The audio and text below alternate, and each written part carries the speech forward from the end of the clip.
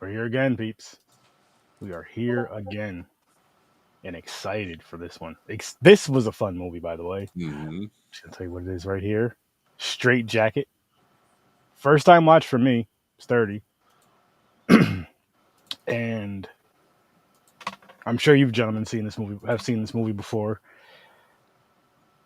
Thank you for giving me a reason to revisit a lot of William Castle films that I have not seen in a long time. Hey, Because this is such a special movie for William Castle. But when you start going, well, I haven't seen The Tingler in a while, or I haven't seen, Homicidal, I haven't seen like Shanks. It's there's such it's an amazing film. So I love yeah, this movie. so thank you. It was not just fun revisiting, a mm, film that is actually very, very important, like this, but also such a huge career that was the huge person that William Castle was. Yeah, I love this movie. I watched this. I think we talked about it last week. Actually, I watched it with Jennifer Tilly. I think we talked about. yes, yes. But I didn't tell you the reason that they were showing it at the theater that weekend for the Florida Film Festival was because that premiering that weekend was a great documentary about William Castle and like Oh, just his career and his gimmicks and all the stuff he put together. And like, I urge people to go check that. I can't remember the name of it at the moment, and I'll look it up as we go. But yeah, it truly fantastic. But like that was the first time I saw this movie, and I was just really. First of all, Joan Crawford in this is great. Mm-hmm. She's all over the place, but does it so well, all the way up to the end. I really liked the whole story, the whole vibe, the twist, the whole nine. But the look is what is one of my favorites, especially in black and white and getting that mhm. stark contrast in the shadow. Mm-hmm. And I realize that there's some cheesiness to it, but keep in mind for 1964 to see heads chopped off that way. That's It was so considered quite surprising. graphic, That to was Yeah, say the awesome. least. And this is such a special film for William Castle because this is at the height of his gimmicks, and it's a non-gimmicked film. The gimmick is the film itself, and it was new terrain. Not necessarily because Castle had been, it was in research. It's like one of the earliest things I could find for Castle was 1949, and he was an executive producer of Lady of Shanghai. And you go to the end of his career in which he purchases and partially produces Rosemary's Baby. Without William Castle, there would not be a whole literally like a whole subgenre of horror. So this guy who's known as a schlockmeister, he starts out with Orson Welles and then he ends with Rosemary's Baby. This yeah. guy is amazing and should not be looked at in any small way when it comes to the history of movies. I think he is just as important as when you talk about Roger Corman, like we have, like which we have such a huge affinity for, and we've discussed, and other horror names, Hitchcock, of course, things like that. I do think William Castle has to be put up on that pedestal with them, Yes. just because of everything we think of from this era of movies. In any way, in any capacity, from the theaters all the way to the screen, all of it, like it was him. Mhm. And he deserves that love and that attention for sure. Mhm. Agreed. Definitely. Well, it's it. You mentioned, Stuart, you mentioned about the performance by Joan Crawford. Okay, so number one, it has to be said, is the relationship between Joan Crawford and William Castle was immense. That they got along immensely, but the amount of control that she had on this film is amazing. Beyond, things that are in the green room, she literally had final say in all the cast. She had Mm. final say in cinematographer. She had final say on exactly how cold it was going to be on set because that helped with her skin. Yeah, I remember when she was doing this, she was in her 60s and she's very successfully playing a character that could be around 39, 40. Hmm. But this was not just a William Castle vehicle. This is one of those, synchronicitous times in which you have the author of Psycho, which came out several years before, which you have to mention Psycho if you're talking about this film, but you have Robert Bloch, William Castle, and it's anchored by Joan Crawford. This is it's sad that this film is not talked about more in William Castle lore because it was so important to him. This was like his grand slam movie. Like everything aligned. I'd even push that farther and say that this movie does deserve to be talked about in horror. And exactly. It's very important in the subgenre of hagsploitation. Yeah. Which, if you're familiar with hagsploitation, that comes basically from the success of a film that had Joan Crawford in it, Whatever Happened to Baby Jane. Nope. And from that template, you had a lot of aging stars that really they took control of their careers and started. There were a lot of so you had like Lady in a Cage. I think it was Deep River with Betty Davis. You had a slew of these films that you had an aging Hollywood Scarlet playing something very real. And this film is one of the best in that subgenre of exploitation films because one of the things that a lot of people haven't. So yes, is Joan Crawford's star and her, has been, is that being used? Yeah, it's exploitation, but she controls the shots. Yeah. It's in a lot of situations it was that, but no, this is just a generally beautiful movie. You mentioned about how it looked. The scene that starts out, it's a pan at the top, well, not a pan, but a shot at the top of the powder room. Oh my God. Is shot. It is, Beautiful. It is a great stunning. shot. And yeah, it's just. And you got to give it up to the art direction for that too, to draw you in the way they do with the pinstripe walls. Like, and it just felt so claustrophobic and so beautifully done. Like, I loved that scene. Same. And just to add to, she was great in it. That's all I wanted to add. Sorry. Yeah, and no, I was gonna say what adds to it again is what I've said before about on other movies is how they'll mention something that they'll just mention something like how she said earlier about the cage animals. She doesn't like seeing animals in cages. She doesn't like seeing anything in cages. But then later on, you go right to that where she's in that room, and she just panics because she was locked up for 20 damn years, locked away for 20 years. For 20 years. So it's like, oh shit, am I? And she just got out too. It's not like she's been out for a couple of years and kind of just. She like literally just got out, and there's certain things in this movie. I love this movie, by the way, but there's certain things in this movie where I'm just like, her daughter, like, for example, right? And we'll be jumping all over the place like we always do. But Yeah. What's standing out right now to me is the part where the mother. They all finally go to well, not in-laws really, but wanted to be richer in-laws place. Yeah.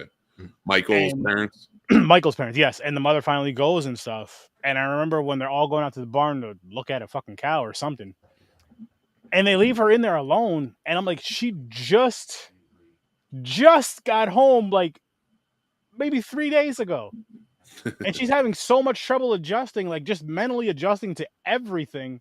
And you guys are throwing this at her, and now you're gonna just leave her in here with some people she's never. This is her first time meeting these people, and she's going through this mental crisis. And the one person that she knows very well, her daughter, well, as well as she could in the past, whatever. Maybe she wrote letters and shit, I'm assuming. But just like took off outside too. And I'm just like, that was fucked up.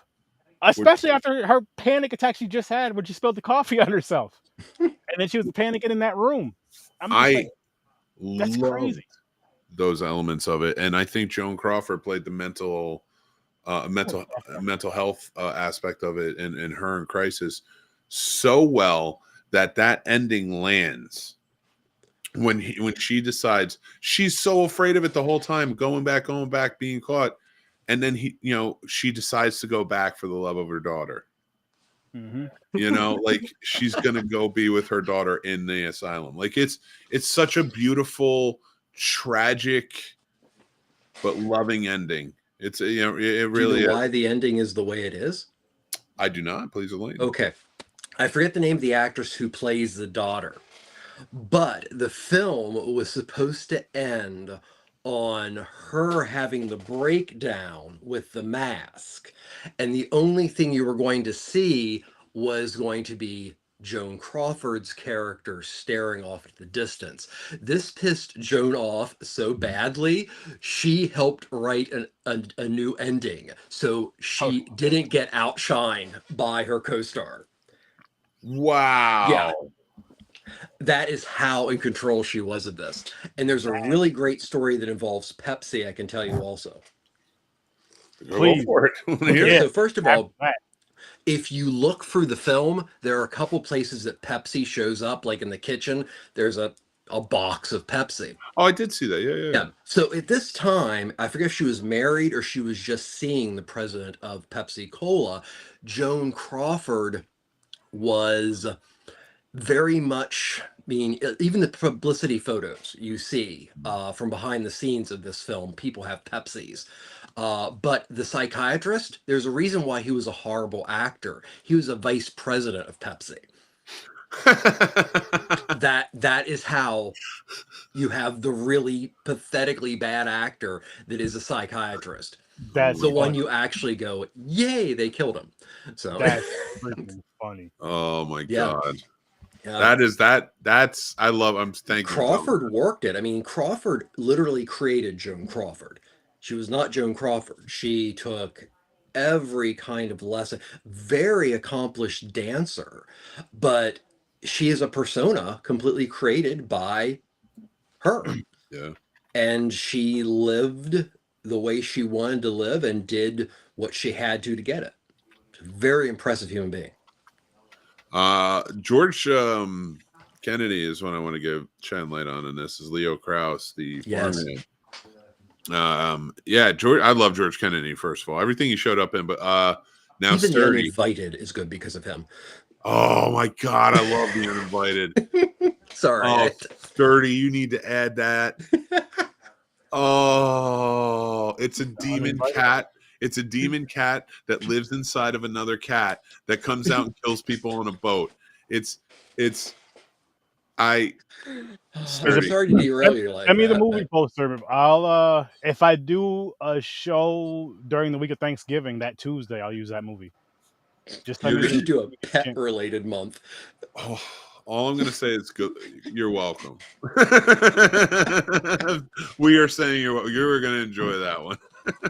Although I know I do need an animal wheel, but I gotta, that would be an interesting one to do. Animal horror, yeah. I like but that. I want actual animals, not creatures, not like no monsters, animals. Even if they're like. What about giant animals? Yes, giant animals. Yes, they have to be animals. Okay. Just because I want to do something else with creatures. That's just creatures, but not like animalistic. You know what I mean? 86 sharks though, because there's so many sharks and everything. That's my thing about. Oh, we'll talk about it later. But back to George Kennedy, who used to be able to make any movie that was truly bad a little better to watch. Yeah. Yes. Not Naked Gun for Sturdy though. He played the chief or the lieutenant in those movies. I didn't like it. Lee Majors. This is his first film for Lee Majors too. So who did he play in this? He played the husband of Joan Crawford, the one who's killed. That's Lee Majors. Yeah, I didn't recognize him. First film. Oh my god, Lee Majors.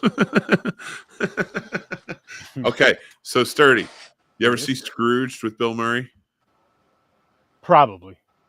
I've seen so many Scrooge movies, but I believe I've seen that one. Probably. Lee Majors had the best scene in that movie, and that's saying a lot because that's a great movie.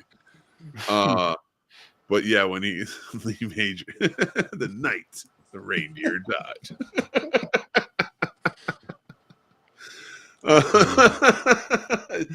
I just noticed you're still black and white, Sturdy.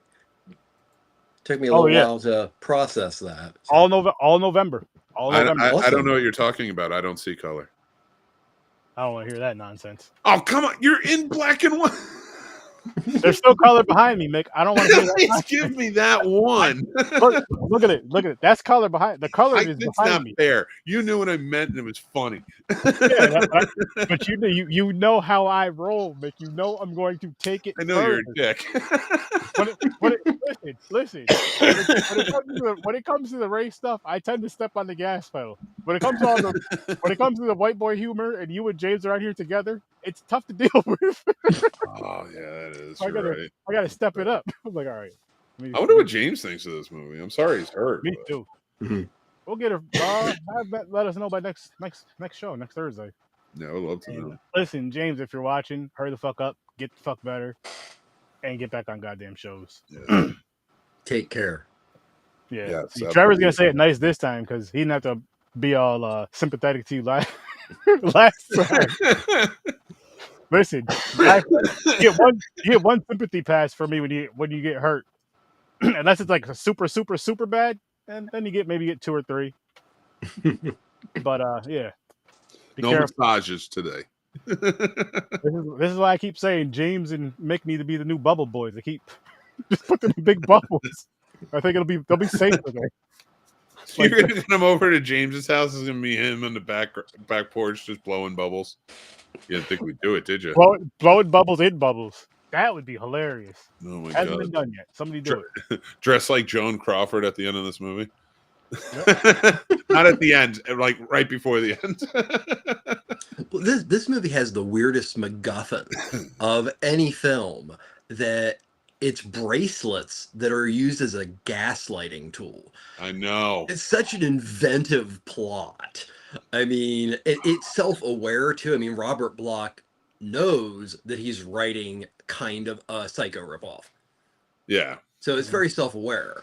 But it is different enough where I think it's very different. There's its own like more respect than just being, which I know you're not calling it that, but like I'm sure in film it is considered a ripoff of Psycho, which of course it is. I mean, it's Robert Bloch, like you said, but come on, like this is such a. It's not ripoff zone, but it's inspired. Maybe there's little things that Bloch makes a point of, like, you know, just little similarities that are playful. And, you know, that's another wonderful thing about William Castle and revisiting William Castle's work, is there's this playfulness to all of his films, and that includes like some of the latter comedies and things like that. But no, this is, I would say, I mean, I wouldn't put it on, like, you know, a pedestal of Psycho or Peeping Tom, but one of the major influences on this film was one of the main reasons why William Castle changed the direction of how he wanted to produce films, from like gritty underworld noirs to approaching things a little bit more you know, askew. And that was his obsession with foreign film, specifically the French film Les Diaboliques was a huge influence on how he felt he eventually wanted his cinema to be like. So, you know, this is another situation where, you know, yet again, it tends to, you know, he did it to himself. William Castle was bigger than life, considered one of the friendliest guys to ever work in cinema, but he played to, you know, exaggerated, but he is so important. He's also very, very important in, you know, the development of cinema promotion. You know, even earlier than I would say Hitchcock, honestly. Oh yeah. You know, he didn't really kick off his promotions. Like, I mean, the biggest one is Psycho, but like, it was really, the gimmicks all come from William Castle. I mean, oh yeah, well, it's like, you know, looking at this film versus, like, you know, this film had more connection to Repulsion than Psycho had to Repulsion, and it is amazing how that eventually led to a connection between Castle and Polanski. That a film that was cutting edge and very fringe in his day, pulled from a lot of these smaller films. And then that person, later in life, it's like returning the favor. And that's something that you can kind of track in William Castle films. People liked working for him. Yeah. And for Chadman, you said Kennedy and Nahar. Nielsen was also a great movie, Forbidden Planet. Go check that one out. Ooh, excellent film. I was really impressed with the effects in this movie. Honestly, the head cut off in the beginning. Yeah, I was just like, I like how they, they panned it so you just see the shadow of it going. Mm-hmm. When it works, it's so fucking beautifully done, and I feel like I remember Texas Chainsaw Massacre was another one. I love what the off-screen kills of the original movie. A lot of the off-screen stuff they do because it plays up the horror of it so well. But what this did was just, it was awesome, and I honestly was not expecting that. I was expecting like with her. Yes, we see her with the axe, and I was expecting at most maybe we see her like swinging the axe in the shadow, or like you see her with the axe like this, and then it kind of goes to the next scene and insinuates it type of deal. But when they went all the way through like that, I'm like, I'm in. I don't give a fuck what happens for the rest of this movie. I am in. Luckily, the rest of the movie was really good though. Like the story was good, and it got a little crazy. Like it got crazy. It got a little crazy for its time. And a movie. The only thing is, I feel like if they tried to do this movie again, I feel like they would overdo it. Especially with like the scenes where she's like going, and the acting in this was amazing. It would almost have to be more thriller drama than than horror, because they would overdo it, and I feel like they would take away a lot from it, trying to do too much instead of just. I don't even want to be disrespectful and say this was simple, because obviously it wasn't simple, but you guys know what I mean. Like keeping it kind of more simplified and kind of like this. Just, I would even say if they redid it, they did a remake or whatever, but just kind of kept it in that in that time frame, and all that. But didn't too much maybe. But I just feel, because there's certain movies like that are in black and white. I wouldn't mind seeing them redo, or even doing what they do with the with Godzilla. Say that. Even if they redid it. Don't use that horrible word. Godzilla with the colorless, with the Godzilla. Yeah. Doing it like the that. The colorization process, as made famous by Mr. Ted Turner. I don't have kind words about it. I can't think of any. No, I don't disagree. Miele did a damn good job. Miele's colorization, turn of the century, awesome. Yeah. Well, let me ask you a question. So while you're watching this, and like the effect of using the shadows when she chops off the heads in the beginning, and then as you kind of go on and things are building up, when you get to the actual, like the Leo Krause, the farmhand getting his head chopped off, and you see it, does that affect land for you? Because they've like showed shadows and then you show it finally? I honestly, for this one, I like the shadows better. I think because it's in black and white as well, though, and it just fit better. It was more beautiful for like the art of it was more beautiful. Oh yeah. But the surprise of showing the head on that third, like. Oh no! By then I wasn't surprised. No, it was the initial double, and it was a double one at that. That was the biggest fucking surprise for me, because it wasn't just one; it was a double one. Listen, people, here's what happened. She came home. She came home from a hard day at work, and then her punk ass, no good husband was in there fucking somebody in her bed, in their bed. She did what she had to do. An axe to both of them. Lizzie Borden style. That's crime of passion. That's crime of passion. It's a real thing. Yeah. Well, to get back to what you were saying about the effects, as you mentioned before, Mick, 63, 64, this would have had, and this was a very successful movie. Let's not say what it is. It had the same kind of hit that Eli Roth's Hostel did for a lot of people, as far as shocking. Also, one of the wonderful things about black and white photography is if you use light and shadow correctly, it is very forgiving. Mhm. So there are, there are elements to black and white films that are quite shocking and virtually show nothing. But it's the use of, the internal elements of filmmaking with black and white photography that makes it really stunning. Mhm. Very true. I am loving this damn journey, guys. I can tell you that right now. Between the TikToks, which I got to still do mine, I'm going to use this movie later on tonight, and the podcast stuff. Just like there's black and white is just, it's so peaceful. It's so freaking peaceful. Like, I mean, obviously, if you're watching a horror movie, there's nothing peaceful about that. But just watching these movies, even the horror. Well, that's all I've been watching is the horror movies in black and white. There's just some sort of like calmness and peacefulness that just, Mhm. I don't know what it is, but it just has it. I don't know if it's from the movie. I don't know if it's from. I mean, because I've been watching things, and the reason why I'm saying this, I've been watching things in color since I was born, of course. But I always remember what stands out to me a lot from my childhood is watching like the I Love Lucy's, the Bewitched, the Munsters, Adams, and so on and so forth. There's so many of them that would come on like Nick at Night and other channels, but they're in black and white, and I loved them.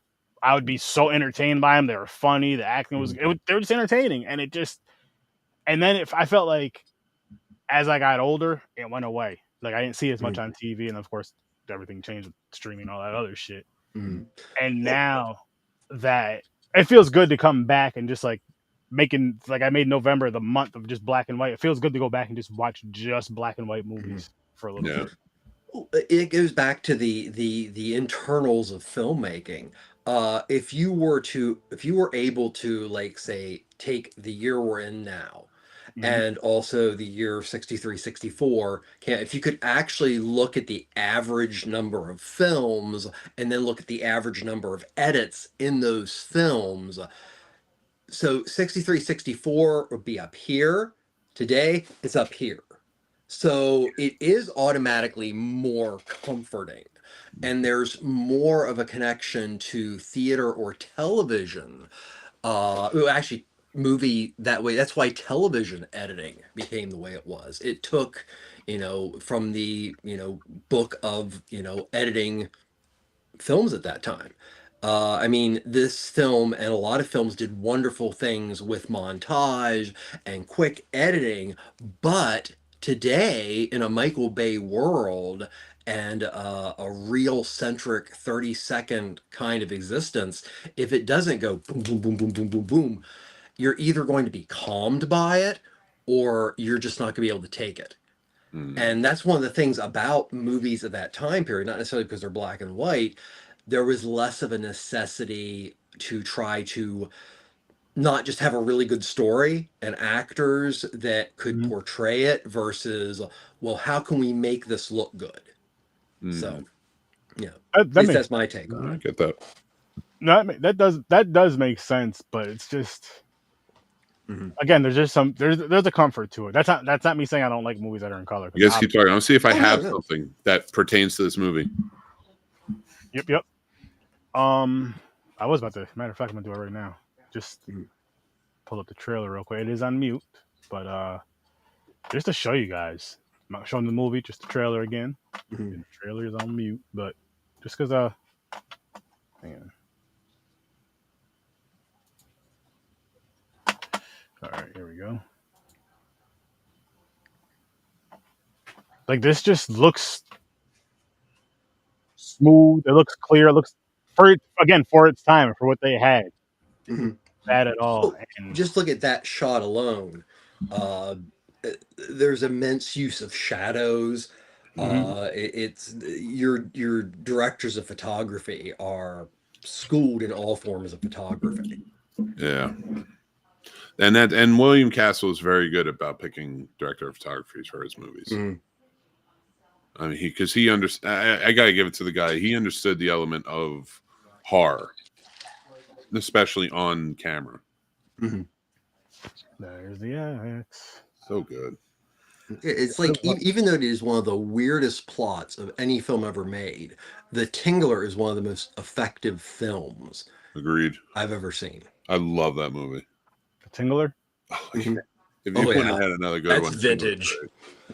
Black and white. That's awesome. There are those damn bracelets. Oh my goodness, yeah. You heard them a lot. Oh yeah. There's that X. Okay, so this is a shot that nowadays people would screw up, and there's so little done for that such effective feeling of claustrophobia and everything closing in on her, and yeah.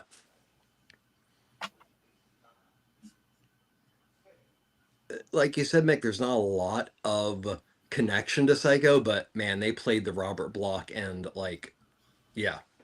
I'd even argue that as much as we attribute so much of our slasher tropes to Psycho, which I'll be honest is a little disconnected because I don't think Psycho set any real tropes. I think we've just evolved from Psycho. And I always give it its props, but this movie definitely has a lot of tropes that you do see in later horror movies. I can see a lot of Scream in this, other things like that. Like, so I think that's why it's important, like, you know, and this isn't for you guys, of course, but for anybody who's watching and listening, like, this is why it's important to make sure you watch these movies and stuff like that, because these are the ones, the little hidden gems that get lost. Buckets of Blood was around this time. What was it? Feast of the Blood Feast. Blood Feast was 62, I think, 63. Another great one. Like these little great, but great for how much they've fair, but I'm not hating on Herschel Ward Lewis, but yeah, I wasn't so much talking about Blood Feast at the greats point, but I realized I ended off there. But you should check it out, like, because these are all movies. The 60s had like such a series of horror movies that really went on, and I don't think we realize as horror fans today inspired so much of what we're see coming out.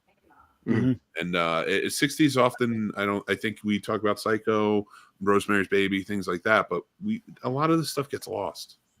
So. Well, you know, it's like, you know, it's very hard to say that Psycho created all these things when the same year you had Peeping Tom out of England, and you know, you take it 5 years before, you have Clouzot's Les Diaboliques.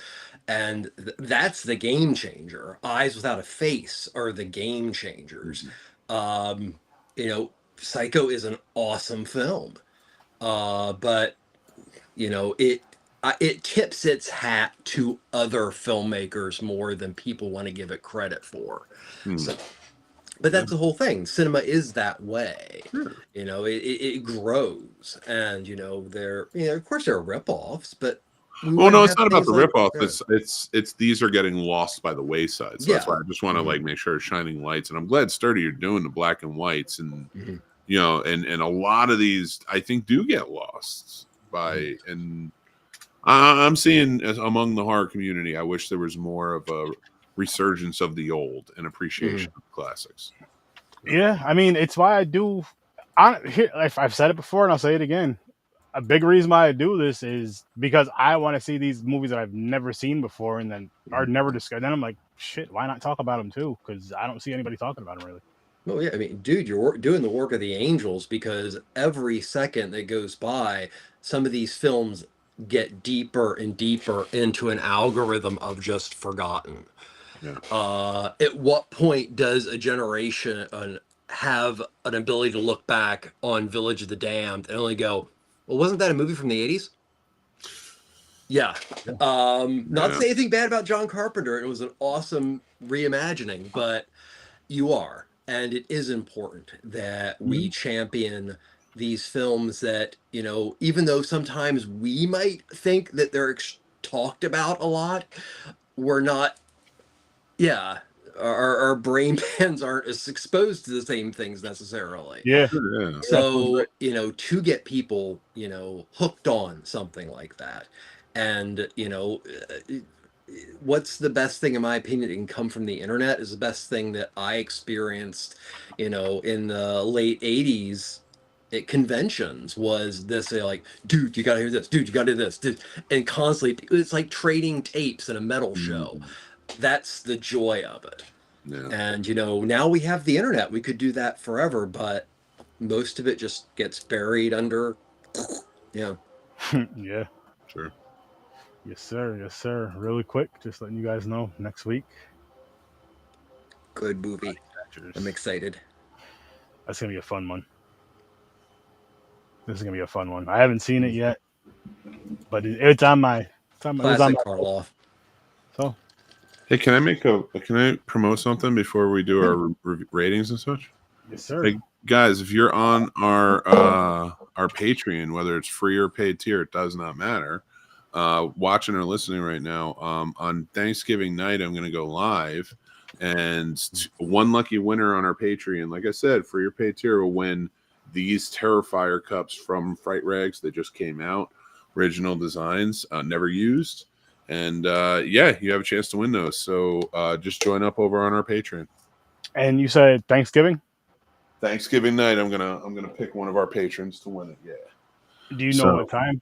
Or not yet? I'm probably gonna go around 7 or 8. So just keep track, or you'll be able to at least go and watch it on there. I'll be up there. Nice. Thank you. Appreciate that. Nice. That's dope. I may join you. Go Shoot the shit with you on there for a little bit. Yeah, I might go live that night. I used to, back in the day, like to do like a Thanksgiving overnight for anybody who was maybe lonely, wasn't doing anything. Mm-hmm. Just kind of hang out and talk. Shit, why don't we do let's do something. Possibly. Okay. Let's talk and plan something. Sounds good. Because I know, got some black and white open domain horror movies. Maybe just have a little watch party with everybody and just, hey, come join us. We'll be in here shooting the shit, watching these movies. As a matter of fact, what do you think about that idea? Talk about it right on the live. I like it. All right, so I guess we just got to find a few movies that are open domain and all that good shit, make a playlist, and we're going to add it. There's a few William Castle movies. Yeah, there's actually more out there than you think. No, I believe it. I'm just saying, just in general, let's just find a way to make a playlist, and we'll just keep playing one after another. Even if we have to even if both of us have to step away, keep them playing, and come back, and yeah, whoever else wants to join. Let's talk about it in the lab tomorrow. Yes. Plus, we got the show tomorrow night. That too. After some fights. After some fights. But let's have swear to God, if Mike Tyson loses, I swear to God, I can't handle another loss. I don't want to say Mike Tyson. Yeah, Mike Tyson's fighting tomorrow. A 27-year-old man. Yeah. Just fun tomorrow. On Netflix. I miss the cartoon. I like the cartoon. The Mike Tyson Mysteries. Yes. You got no time for bird sex. That's my shit. I love that. That's what made me love Mike Tyson. I saw it. I'm like, I can't not love this human being. But that's the best part about Mike Tyson. Yeah. He's just like, yeah. I feel like everybody around the world can find one thing they love about Tyson, because he had like this within the past 10 to 15 years. Let's say he had his hands in just so many different random things, like with that cartoon, Mike Tyson Mysteries. I want to. I saw just a video with him the other day, and so it was a young lady. She was maybe about 12, probably 13, and she's interviewing him. And they're standing in the hall, and she's interviewing him. She puts up the mic. She goes, "What do you feel you're coming back to fight after all these years, and you have such a great career? What do you think or want your legacy to be after you're gone?" And this dude just rolled in like a 2-minute rant about how legacies don't mean anything. When you're dead, you're dead. That's just what it is. And I'm like, come on, Mike. It's like she's a kid. Listen. Mike. I think he only knows how to give things to you one way only. It's just like well, let's see if he knows how to give it to Jake Paul tomorrow. I hope so. It's not if he knows how to still, it's just does he still have it, because he's 58 years old. I'm telling you right now, Mike Tyson loses, we're living the end of Empire Strikes Back. Everything I feel right now is the end of Empire Strikes Back. So So Mike Tyson's going to win tomorrow, and I'm not going to feel that way. That's why I know. Mike Tyson. I approve this message. Oh, shit. I left my overlays on. And I wonder why I was too bright. I left my overlay on. You can't reach her from sitting? Yeah, you can. You just don't Listen, man, I'm in a different world. I'm in a different plane. I'm just trying to live life. Speaks the truth. There he is. There he is. That's your bubble buddy. I'm going to go make some friends with some fucking Ewoks. You should. In the woods. Get some gummies and just be like, come on, Ewoks. Dress up like Chewbacca. Just make the noise. I would do it, but Disney will probably sue me. So it'd be the shortest revolution of all time. Just get a couple. Just have your sons dress up as Ewoks, and you. No, I said a revolution.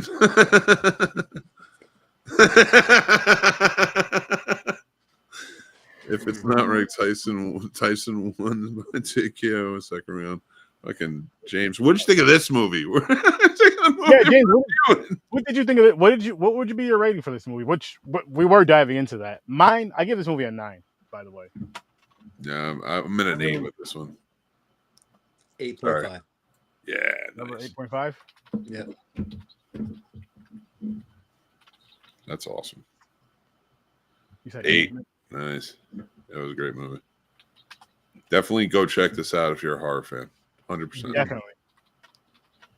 I don't even know if you have to be a horror fan. No, you can. No, you're right. Sorry. I'll say, because I'll even say if you want to go to yes, you could say definitely. You could say horror. You could say thriller, drama. You could say kind of a drama. I don't know if you can really use. Actually, yes, you can use mystery as well. You can use mystery because of the twist. You can also use someone who likes movies who have a twist at the end. There's a lot of shit. Go watch this fucking movie, people. If you're a fan of film, check this movie out. Can I pose something? It's a horror thing. It doesn't directly pertain to this one, but I'm starting to see a surgence, and I might be wrong, and I'd love to cover this with you, Trevor, like in a chat or something to figure it out. I'm starting to see like sort of a religious fanaticism subgenre, which I know has always been there, right? Like I would put Devil's Reign on there, Red State, things like that. But more and more, like with Heretic and Knock at the Cabin, yeah. So, go see Heretic. Worth it, 100%. I've heard amazing things. Yeah, definitely. We just reviewed it. We're going to review Red 1 and Gladiator 2 next week. I just saw Gladiator 2. It's definitely go see Heretic. It's one of the best horror movies of the year. I'll just say that. Oh, really? Yeah. There's been a resurgence for a while, in my opinion, in films like that. I mean, if you go back, not really that far, you look at films like Mandy and stuff like that.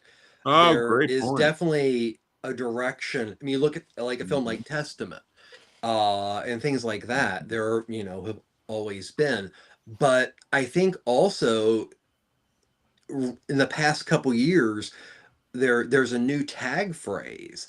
And it's not a bad thing because it is such a well of information, and that is folk horror. And folk horror has become even more of a genre of horror over the past 5 years than anybody wanted to give it credit for. Yeah. And now we're seeing a lot more connections between films that might have satanic panic or be like an Omen or stuff like that, or at least be more folklore oriented or urban folklore oriented.